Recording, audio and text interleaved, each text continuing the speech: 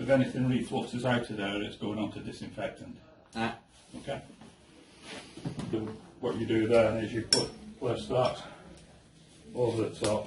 Now we say about 14 centimetres, but it's nominal because you don't know that length and you don't know that length. So basically then you put that there in situ, keep the can upright, and then it's 2 5-second bursts. So 1, 2, 3, 4, 5. And we'll see that expand. I love that.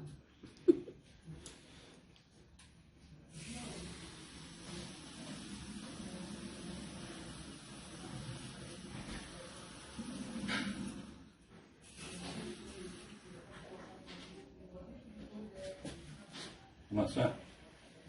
See the foam expanding at the top.